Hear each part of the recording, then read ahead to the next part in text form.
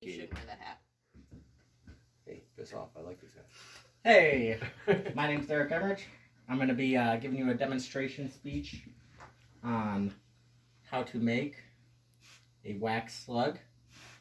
Now, it might not look like anything special at the moment, but normally these come in a box of 25. This is 7.5 bird shot.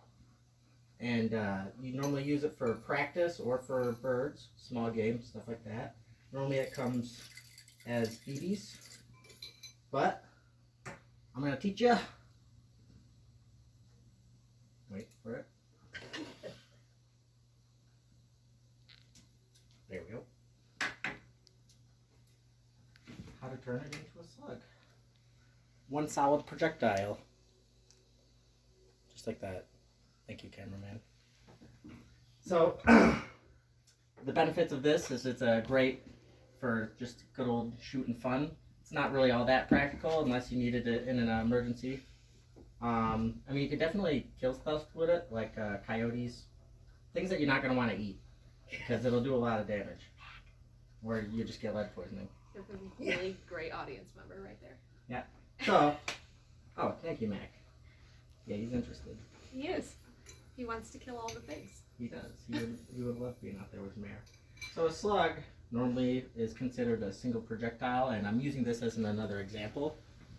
This is a single projectile. It's actually a fishing weight, and this is just another shell that I cut open, but you get the point. Right? It's a single projectile. Anyway, so before I get started with this, a few things you need. You're gonna need some wax, which this is paraffin wax, and you can also just use some old Crayola crayons. Get them from your children. Just they break them a million times. Just peel the wax paper off. You can leave it on too. Just melt it right off. But ideally, you want your hot plate to get to 212 degrees Fahrenheit.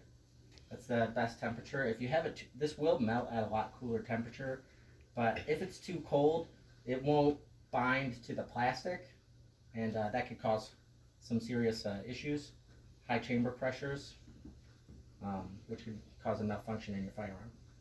Also, another thing to note with these is you mostly would want to shoot these out of a break action or a single shot weapon. You would never want to load these into a pump action or semi-automatic firearm. This is a 20 gauge. Also, you could use any shotgun. You could use 12 gauge. Doesn't matter. So after you give plenty of time for this to heat up, all you gotta do, take a razor blade. Stop. Come here, camera, and everybody. You just gotta cut right at the tip off. Take some practice. And the only advice I got is don't cut yourself. That's what I was thinking. But if you do, just don't cut yourself too deep and you'll be fine. I see another trip to You have a Brackworth. literal scar on your Yeah, thumb no, right now. right here. If you do it a little too deep, you have to go to the hospital. And you lose a lot of blood and you're in shock. Yeah, a little bit of shock. I had to cart him to the hospital. But it was weird seeing my tendons. Yeah. Anyway, so this is what I meant by the shot, by the way. This is a great example. This is steel. So normally we're working with lead here, which is another warning. But this is actually better to make a single projectile. I mean, this is the safest way to do it, because otherwise you'd have to melt lead, and that produces pretty toxic fumes, which is why this is my preferred way. So just dump that in there, and if you can kind of see, you don't have to get that close. You're good.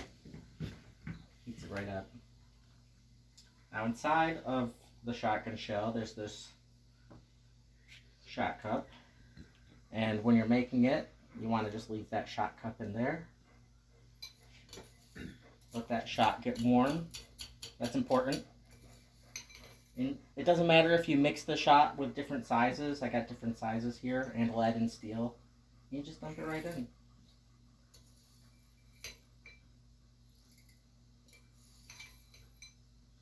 It's just right up. You know, the best part about it, there's no precision.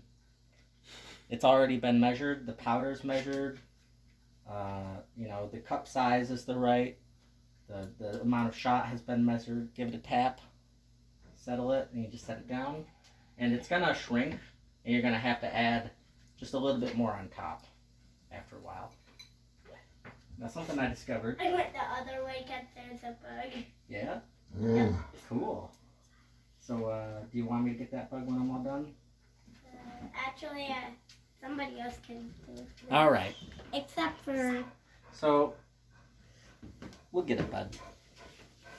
So, something that I did discover, though, just today, in fact, I noticed that there's a little bit more recoil in these, which makes sense. I added a little bit of wax, but there's normally nothing wrong with it. But I did notice that there were some clumps of powder, and I think it might be wax getting in there. That might have been the cause of that. I don't really know.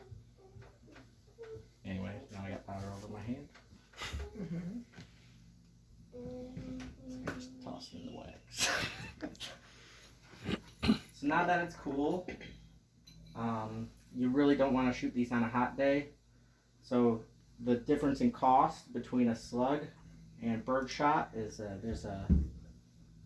this would be $0.25, and this would be $1.